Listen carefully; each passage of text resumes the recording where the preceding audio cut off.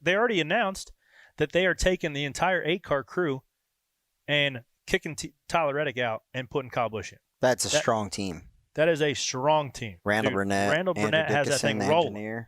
If Kyle was driving that car this year, how many wins would the 8-car have? Kyle Busch is going to win 4 to 5 races next year.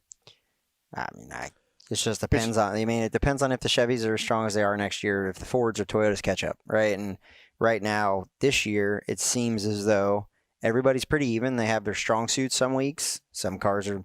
The Toyotas and the Chevys have been better than the Fords, but still, it kind of goes in waves. Where last year, Hendrick was dominant, and Kyle Larson won 10 races. Mm-hmm.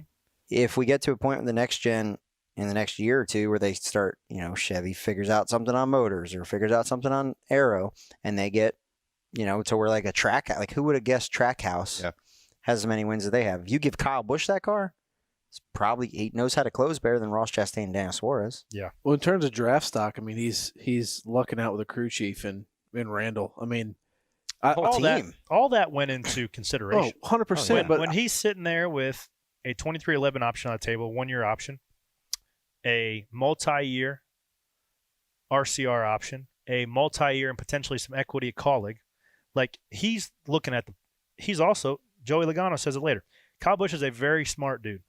Outside the car, and he is a savant when it comes to making a heavy stock car go fast in a circle. He is unbelievable at that. But he's thinking about crew chief. There's a reason why I didn't go to Colleague, because they're not a key partner. They don't get the same help from Chevy as RCR does. Obviously, Randall Burnett and the multiple wins that 8-car has this year and the consistent speed they have factor into his decision.